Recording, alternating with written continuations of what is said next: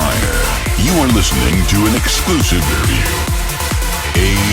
ASOT, A State of Trance. Welcome to another episode of 10 Questions, where you get to ask a lot of great artists a couple of questions. This week we have two artists at the same time in the studio. Factor B, Connely. How you guys doing? Really good, thanks, mate. Yeah, just done the mix on A State of Trance, showing off the new Subculture compilation. Me and Brendan have mixed. Which is out on the 28th of June. Write it down in your schedule. Kicking off straight away with a question for Brendan. This one is by the Anthony Hara. When is your remix of How Long going to be released? How long until the remix How long does it take, man? It's going to come out? Well, I was actually speaking with Fadi from Alien Filler recently, and it's not that we don't want to release it, we just keep finding things happening where we don't sort of schedule it in. This was a good opportunity to put it on the Subculture compilation. Well, in theory, just throwing it out there. In theory, yes, but we were going to do it this year, but Alien Feel are doing an album, obviously, so we don't want to sort of do any old school remixes of stuff coming out during an album. So the short answer is you don't know. How long? I don't know. Soon. And then we're going to hit a point and then you're going to be, yeah, but it's too old. I don't like it anymore. My productions are way better right now. Exactly. This is how it's going to be, right? Exactly. Oh. Exactly. Can you send it to us at least? Well, I think it's signed to you guys, so you already have it. So I don't have it, but I would like to have it. Okay, I'll send it. Thank you. Nice. The first question for Craig is by podcast EDJ. What is your favorite food? Okay. I eat everything apart from a really weird thing about lasagna, and I just don't eat lasagna, but I eat anything. My favorite. You don't eat lasagna? No, but I like Italian food, so I'll eat all sorts apart from lasagna. But then I guess like a lot of rice dishes, so like Thai, Chinese, Indian dishes, quite Asian food. Mine is blown. How can you not eat lasagna? I know. I don't even know why. Maybe it was something from my childhood, like I had a really bad lasagna. Some traumas. Yeah. Lasagna trauma. There you have it. Yeah. Greg only has a lasagna trauma. You heard it first here on 10 Questions of A State of Trance. Anyway, next question is for Brendan from Adhama Mahout. Is there a non-trance DJ that you would like to see producing a track? A non-trance? You want to see producing a track. I guess it's for collaboration. So like... a non-trance DJ who you would love to work with. Ooh. Well, I just went and saw Eric Prydz do his Hollow show in London last weekend. And Eric, if you're listening, I am available and I'm ready whenever you'd like to do a track. But he is just next level. But I'd say from Anjuna Deep, there's a guy, Yotto, which I'm sure everyone knows. I love Yotto. But big fan of his stuff, and he's done some really cool sort of remixes of some older stuff, and I just really like what he does. So maybe in some alternate dimension, me and him would get together and do a track. I think it'd be pretty cool. Well, I mean, if you're listening also, Yotto, we would all love to work with you now. Yeah. 200. I mean, Craig has done some fantastic progressive tunes as well in the past, so maybe... Thank you. Yeah, there you go. Yeah. Next question is from Iker CG for Brendan. Is there an album coming? The short answer is no. Sort of. The long answer is yes. We kind of used this Subculture compilation as a bit of a middle ground album / DJ set. Yeah, so I had a bunch of tracks that I was going to put into an album for this year, but decided against the project off the back of very much like what Craig said. Even though I was happy with my productions and how things were working since moving over here and doing music full time, my productions, I feel, have gone from here to here in about a year. Mm-hmm. So I sort of went, well, where am I going to be in 6 months' time? And am I even going to like these tracks in 6 months' time? So I basically just said to the guys, agent, music first, and everyone said, guys, look, we've got all these tracks here, but what should we do with them? Should we do a full album with it? Or should I hold off and then, do something in the meantime with it? And then the Subculture album came up, perfect timing, boom. So how many new tracks do you have on there? Well, due to the timing release of it, there'll be a few tracks that have come out before the album's out. But I think there's maybe 2 or 3 brand new tracks on there, completely brand new. But when we were doing the CD, I think there was maybe 5, and then by the end of the year, there'll be another 5. Nice. Yeah. A question that I want to know as well for Greg by Need a Kill, because you have a really good ear for it. How do you find all these amazing and talented vocalists? Okay, so my process, the short version of it is that I think a lot of producers go out to try and find a vocalist and expect them to like kind of bring them a vocal. Whereas I do it a different way. I always write a really scrappy demo, like super rough. You sing it yourself? No, I don't sing it myself. And he's going to do it for us right now. Here we go. Take it away, Craig. So like, let's put on some reverb. Oh, come on. Just break out into waterfall. Yeah, by the way, that was me. Funny story though. Slightly off topic, but the track off my album We Are, I actually did write with Rennie Carroll, who can sing. But then I just got my sisters to sing the actual top line. So my sister didn't write that. It was me and Rennie Carroll. We wrote all the lyrics and everything. But anyway, what I was saying is I write a really bare bones, scrappy demo, like roughest sounds ever, just chords and melody. And it can go in any key, it can go in any arrangement. That way I can go to the vocalist, I can go, right, I need an amazing verse and an amazing chorus. And I have a pre-chorus trick, which is, if you listen to like most of my tunes, there's always a pre-chorus. Yeah. Which that's like a real goosebumps moment. Almost every one of my tracks, the big ones, I've had that in. So that's kind of like my formula. I send that to them and that's what I get back. But how do you find these people? Because you always bring out like new artists that we've never heard before. Yeah. He visits some pubs on a Sunday. Yeah. Goes and sees the girls on the guitars. I go looking for buskers. No, there's a website called Vocalizer. And every time I go to that website, I always think, oh, maybe I've used, like everyone there, maybe not the best people have been used, but I mean, every time I go back every 6 months, obviously I'm not on there every week. I only frequent that website every 6 months when I'm looking for new vocalists. And then I found Megan McDuffie and Alex Holmes at the same time. So I did what they call a contest on there, where you can upload your rough backing and then vocalists audition. Now, the thing is that I actually put some money forward and go, look, like, to the vocalist, like, this is the money that you can get. It's non-recoupable. You just take that. And then that way it entices people to do a really good job. Whereas if you just, like, go there with no, like, your pocket's empty, you know, I'm not saying it's all about the money, but you got to give someone motivation to do a good job. And, like, these people have come back to me and always given me an amazing result. So it's a contest. Now, what happened with Waterfall is I put Waterfall up there and it wasn't called Waterfall. Alex came back and smashed it. She was amazing. But Megan got in touch and said, look, I really love this track, but I can't get it done in time. I said, that's fine. I said, well, let me write you something else. So I literally just plonked down the scrappiest idea of Lights Around the World. Yeah. And it was called Lights Across the World. And I sent her that. And I never meant to write it around that lyric. But then within like a week, she sent me back Lights Around the World. Like the whole top line, almost pretty much finished. Like, whoa, what is happening here? So then I had like Waterfall and Lights Around the World both finished 2 weeks before Dream State last year, and I was like, I have gone from having no vocal tracks to having like 2 huge vocals. Yeah. So like, we were actually like stuck to when to release them. You know, that's awesome, man. That's how I do it. So Vocalize, that's where you find these people. It's called Vocalizer, but there's a few others as well. There's one more I'm going to try.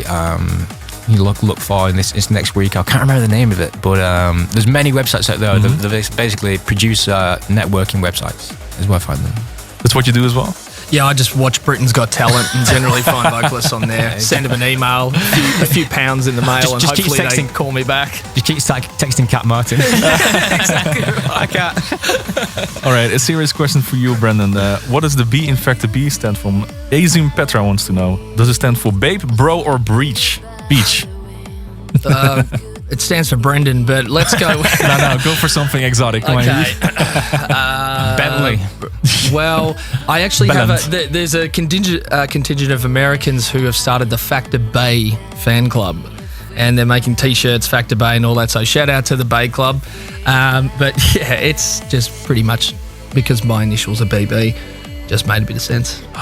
Such disappointment. I thought it was an elaborate story, but I can't tell you on radio, right? I thought it was beer bongs and Bentleys, no? Again, the story can't be told on radio, okay? Next question is from Dex White as well for you, Greg.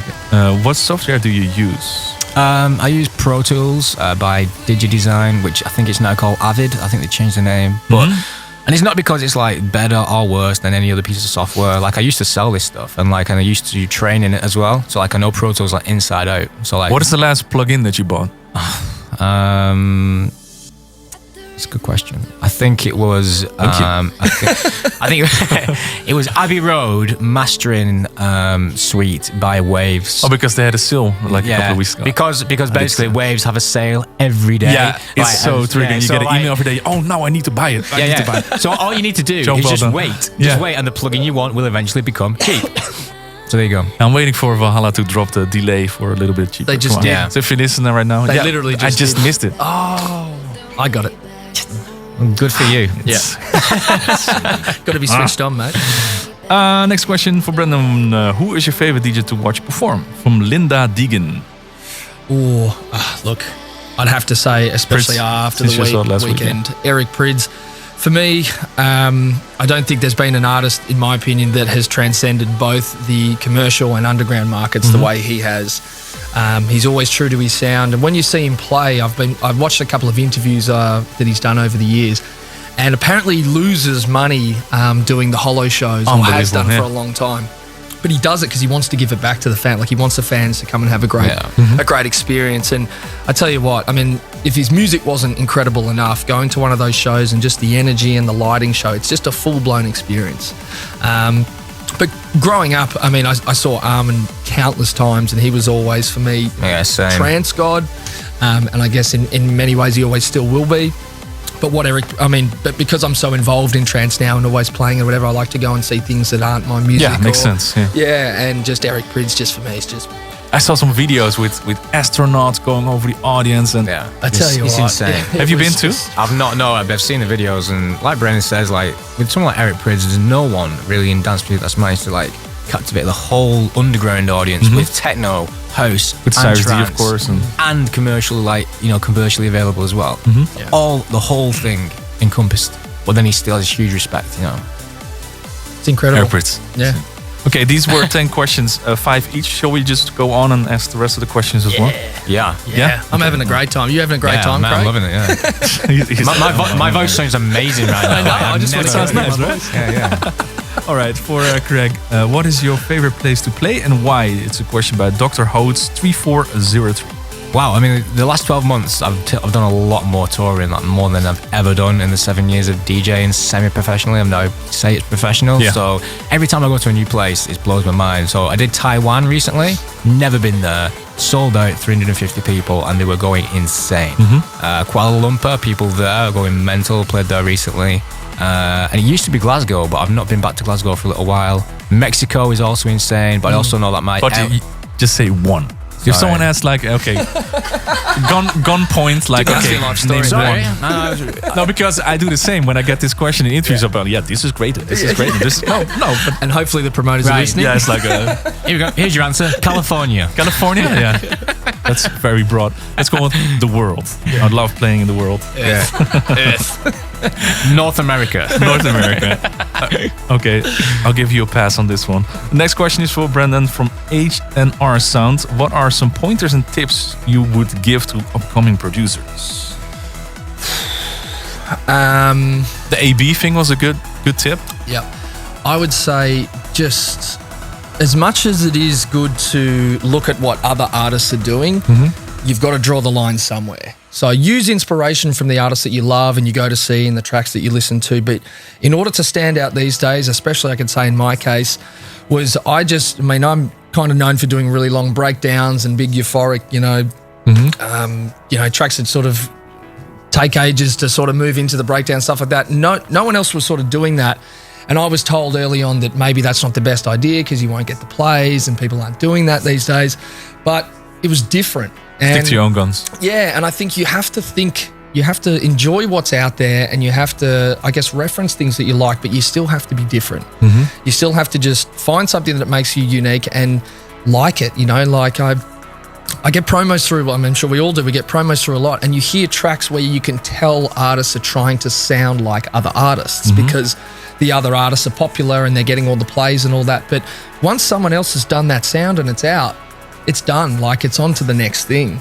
And I feel that if you're a new artist in today's scene, look at what you love, but evolve it because you're already 6 months behind. True. That's how I say it. Good. Is that even a tip? Or no, that's true. Yeah, just try to be true to yourself and create something that no one else does, or at least try to. Yep. All right. Next question is from Elena69 Luca, who is submitting the questions. This is for Greg. If you weren't a DJ, what profession would you have? It's really hard because I had a joke with another DJ recently. I think it was Shugs. I said, like, what would we do if we weren't DJs? And it's like, I don't know. I'm not trained in anything else, so it'd be really hard.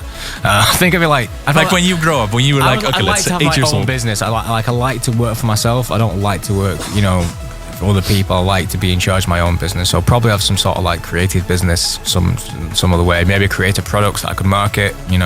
Something new, fun and unique. As long as I found it fun. Yeah.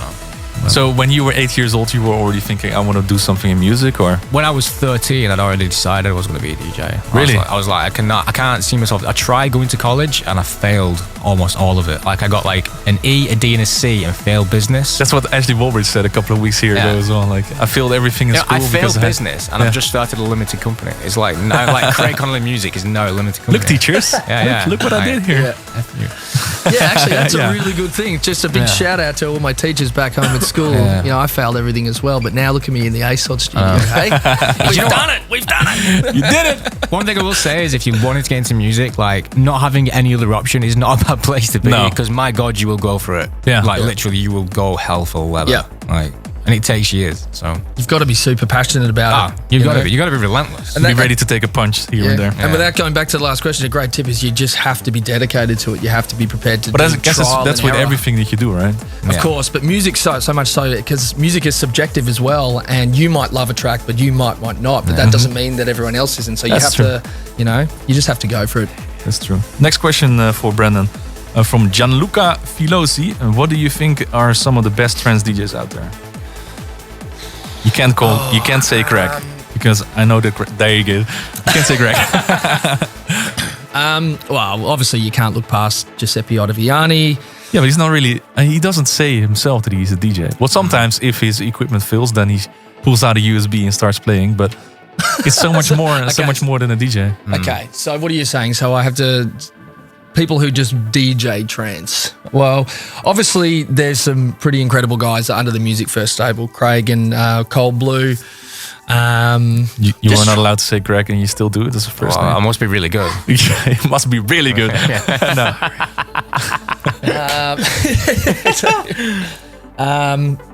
Who else is there? There's so many. I was at Dreamstead last week and was so amazing to see all these artists in such a broad sound of trance as well, from progressive to uplifting. Everything. That's the thing, like say trance DJ, everyone's sort of got their own sound and their own style these days. It's very hard to sort of pick. I mean, I like going to watch what everyone's playing as well. Like I always try to get to shows a little bit earlier and hang around to watch what the guys before and after are doing. Because always get a good perspective on what some of the other artists are doing. And I think now more than ever, we were talking about it earlier, artists these days are playing so much more of their own music in their sets. That's true, because, you have an hour and a half. It's basically like a big showcase. And there's less time for you to be playing other people's music, even if it's great, because if you're working as hard as, say, Craig and I are, you've always got new stuff you're road testing or playing out. So, it's more of a mini concert. Yeah, exactly. Yeah. But I kind of really enjoy that because when... Do you ever pull out your phone? Because I do that a lot if I listen to other DJs. You pull out your phone and start Shazamming stuff. Yeah, we did today. We were just Shazamming some of the stuff before. Really? Yeah. But that's what it's all about, No result. Yeah. ID. I think if you lose the passion to be trying to find new music, then you're going to lose the passion to be a DJ. For me, music is all... And that's why I go to see the Eric Pridzes of this world, because you go and see stuff and he's the absolute lord of not releasing any of his music. He just keeps tracks as IDs forever, and that's very much like what How Long is as well. Everyone wants it so bad, it just makes me want to hold on to it for longer. And that's not a bad place to be as an artist. Having that demand, that interest all the time. Because I know that when I go to a show, I'm the only one that's got it besides, say, Fadi. Yeah. So I know that no matter what happens in a show, no matter who's played before, after, or whatever, besides Fadi, no one's got it. And I've got probably 5 or 6 of them, and I do a Back to the Future guys where I sort of remix older tracks, and I don't release them. I mean, there's been a few that's been released. I've released a Chakra one, Just to have fresh content for your own sets. Yeah, it's purely just for my sets. And I've got another sort of 2 or 3 of them that I've written that are just waiting because I'm doing a Back to the Future set at Luminosity in a few weeks. And I just love, like, and Craig will agree, you're just having all these tracks to yourself. That's the whole point of, you're putting on a show that no one else can do. It's kind of what you had in the past. I don't know if you guys played with vinyl in the past in clubs, that you put like a sticker on top of your vinyl so that no one can see what track it was. Yeah. The vinyl. Those were the days. Yeah. And next question is for Craig by Monk van der Rever. What is your favorite video game? Destiny 2 for FPS type stuff. Really? Destiny 2? Yeah, I told you about this. Yeah. Such a sad follow-up to Destiny 1, man. Really? I don't know, man. The thing is, I play through the story. I don't really do the end game stuff because it's too hard. And I don't play very well with others. You put me in a headset, I'm like, because I'm only good enough to do the main story and Crucible. But it's like, and I put me in a raid and I'm like awful. I'm abysmal. Like I just get killed every 2 seconds. But I also play Forza. Okay, Greg, now you need to stand on that pillar and blah blah. This is gonna happen. Like, Guardian down. Well, yeah. Exactly. Within like a few seconds, I'm dead, and all these people like shouting at me in my ears. I'm like, I don't like this. Like, this is really awkward. But I play the Forza games. Like, I'm a big car fan. Big car fan. I'm just massively passionate about cars, and I play every Forza that comes out. So, Forza Horizon 4 right now. That's a great game. What about you? Do you play games as well? Yeah, FIFA 98 on PlayStation 1 still in my FIFA console at home. Yeah, and I've actually, last time I was in Australia, I bought over my Nintendo 64 with Mario Kart. Oh, those were the best with the balloons. Yeah, I've got the 3-4 controllers set up in my lounge room here in Amsterdam. I love that one. The boys come over, we have a few beers, we watch the Australian rules footy, and then we start playing a bit of Mario Kart. Yeah, well, we've got a Switch. We've got a Switch in the house with 4 controllers, so we play Mario Kart Switch as well. I should have bought it in here. We could have done a conference. The Switch is amazing. I was in California last year with Estiva together, and we were just playing Switch against each other the whole time. Yeah. He was in his bedroom, I was in my own bedroom. We were just playing Mario Kart. Yeah. That's brilliant, man. Amazing things that you could do nowadays instead of going out to the beach or anything. Just play. That's rubbish. Or making music. Yeah. Well, there you go. A question for Brendan. What happened to Factor A? That's actually a question by myself. I submitted that to Instagram. It's right here. The same thing that happened to Factor C. Talk too much. Found himself some lead trainers. Yeah, exactly. Good answer. Next question is for Greg Adhamamut again. Which DJ would you perform a B2B set with? Maybe Brendan. I think we have like quite similar taste in music. People like quite similar sound to me, really. Myself, Brendan, John. What's the last one you did, except for here in the studio, of course, this week? I think I've only ever done one official back-to-back ever. With? It was Luke Bond years and years and years ago when I was doing like the Garuda thing. I think like me and Brendan like may do something like that later in our careers at some point. Can't tell you when that is, but then I'd like to do something with Cold Blue maybe. But John O'Callaghan would be really good as well, and people like that. But he does his Key 4050, which is amazing with Brian, of course. Yeah, I think this guy here, I think we're very much aligned with it musically, and how we are on stage. I think we very similar characters, very similar background, so I think it would make a good match. Yeah, I think more than ever as well, musically, you've got to be compatible with the person. Unless, totally, I've done a couple of impromptu ones sort of with Cold Blue, and I've done one with Rob Nixon, a couple, one with Neptune Project, and a few sort of over the years. But I think now more than ever, if I'm doing back-to-backs or there's offers to do, I've turned down a few of them because it's not that I don't like the other artist's music it's or whatever. It's not going to fit. Yeah, you kind of just like, you want to be up there vibing with someone who's, on the same level as you or that you get along with, and I think that's very, very important. And as Craig said, there might be something that we do in the future, but I think it very much comes down to that. Next question is for Brendan. This is someone that does a lot of research. Nadine, thank you for your question. Yeah, you've done several Back to the Future remixes, so what is your favorite classic trance song ever? Ooh. Good question. Yeah. I would have to say I'm a huge fan of Super 8 Mika Alaranta, obviously one half of Super 8 and Tab. His old remix of a track by Carrie Skipper called Time Goes By. Oh, yeah. Super 8 banging mix for me. That I still play at my sets. It still stands the test of time, production-wise. And I'm lucky enough to know the guys quite well. We've actually done a track together, which hopefully will see the light of day. That's another one that's been finished maybe a year and a bit ago. And hopefully that'll see the light of day sometime soon. But for me, that track was just, when I first heard that, the arpeggiator and all that stuff, you'll hear that sort of influence in a lot of my tracks, especially the Back to the Future style remixes, because it just stands the test of time. Is there a lot of, because I mean you have your performance coming up for the Back to the Future at Luminosity. Yep. Is there stuff that you still have to finish before that set, or do you have everything done already? Yeah, I've got a couple that I'm just finishing. I've been quite lucky as I've developed a little bit of a name in the industry now. I can reach out to a couple of the artists and they're not can at least have some stems. Yeah, or just some vocal stuff, and they know that I don't give the tracks away, or I don't try to release them unless we ask to. And so I've had trouble getting my hands on one, but I've ended up getting like a version of it, and I'm working on just... Which one was it? I can't tell you. Come on, man. No. If you say A, you have to say Factor B. No, well, look, I could tell you, but then again, you lose the element of surprise. Okay, all right. When I drop it at Lumi. But yeah, there's a couple I'm still working on, but we're in here for the Subculture CD. I've actually...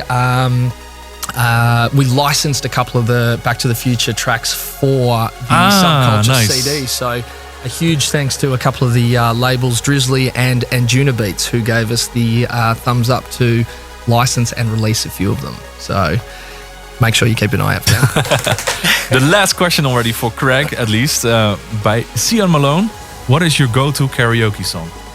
Oh, I'm going to queue up the reverb already for it's Don't Let the Sun Go Down on Me, Elton John and George Michael. That's a beautiful song. Do you know what? I can't sing, but for some reason, when I'm drunk on holiday and and that comes on the karaoke, he still can't sing. Suddenly, out of nowhere, the inner voice comes out. I did that you had like on school camps, you had like at the end of the camp, you needed to perform something, play back something like that. When I was like, I think I was 10 years old, I did that song. Oh wow! Together with see that. Yeah. Come on, boys. Hey, was you still 6 foot tall then as well? Yeah. I was, yeah. I can smell a little duet going on here, boys. We should, yes. Absolutely. Yeah. Cue the music, boys. All right. Last question for Factor B. This is Cedo. This is the last question for you as well. Okay. Any plans for a vinyl album? Well, so what you mean, like an vinyl, like album? A proper vinyl? In short, absolutely. I would love to do so. Because vinyl's making its comeback. Yeah, well, I was actually part of the Pure Trance album, that Pure Trance 6. And Rich pressed that all to vinyl. So was that your first vinyl? So that was my first. Yeah, I put there was a Back to the Future remix on there that we put on, and another track, and that was great. And I've got it in the plastic in my studio at home. I haven't even opened it because all my turntables and stuff are still in Australia. Yeah. But absolutely, I mean, I grew up buying vinyls every week. I would, from 14, 15 years old, I used to get the train down to the vinyl shop and go and purchase them. And I just love holding them, and they're yours and all that. So I'd love for one day to. Once I've got an artist album or something out there, definitely. I mean, it's not as cheap as it once was, and you sort of have to do a bit of a pre-sale and all that sort of stuff for it to fund it a bit, because if you want it looking it's going to cost money in the end. Yeah. I thought about doing it for my album One Second Close, but the financially I just couldn't make it make sense. Yeah, it's very expensive. Money, and but in fairness, a couple of people have done it since. I think the Thrill Seekers, I think, Rich for... Airwaves just did it for its 20 years. Neptune Project and stuff. There is a demand for people, because there are people out there, but, you have to part them with their cash, and it's not exactly, cheap to get a whole bunch of vinyl, especially if you're doing sort of 8-9 tracks on there. But I love it. I keep saying to my girlfriend. Do you have any tracks on vinyl? None. Literally, it's just so depressing. I think I started releasing just as it was like finished. I mean, I think you guys, Armada, were the last guys to do vinyls, and you were doing EPs of some of your biggest singles. And I think it just dropped off, didn't it? Tell you what, I'd love an Armin, like whole chronological Armin vinyl. Like every track he's ever done, just in one big massive box, like it's like that big or something. He has done a lot of tracks. Well, yeah, but the price would be astronomical. The vinyl would be this big. It's like do you still have a lot of vinyls? I have. They're in my studio since we just moved out. And I hate moving. Moving now with vinyls. Try moving over here from Australia. I'm never moving again. Yeah. Did you take everything with you? Nah, I bought over my studio. I had to get a custom built for my iMac. I had to get a custom built road case so I could bring all my studio stuff over, which was a bit of a pain in the bum, but I got that done. But the vinyls, I just left them at home. Yeah. So See, they're all I in have my so studio, underneath my studio desk, and I have no record players. Like, I don't have any decks. I just hooked mine up last week. I bought a new I say toner banana, those needles, Yeah. and I have it hooked up again, and it felt so good putting on that. track. Yeah. I mean, It's so nice. It's just amazing. so nice to put it on and touch it and put the needle on. I just miss all that. some old man talking about vinyls. well, the Thrill Seekers just did the same thing. I was in his studio the other week. He's just bought the brand new Technics that they just released. Really? And I looked at him, Oh, and he's God. got all these vinyls like stacked up all nicely and all this stuff. And I looked at him, I was just like, oh, geez, I'd love to have that at my place. But yeah, I'd love to. That's it already, guys. Thank you All right, so thank much, you so much, Ruben. for joining here. Make sure to check out Subculture 2019, dropping the 28th of June, and of course the big Subculture event in Hollywood coming up, 4th of July. That's 1 week later, I think. Yeah. So make sure to check it out on Subculture GOC on Twitter for all information. Thank you so much, guys, and I'll see you next time for 10 questions. Bye-bye. Thanks, man. Thanks, buddy. Cheers. Lifting you higher. This is A State of Trance.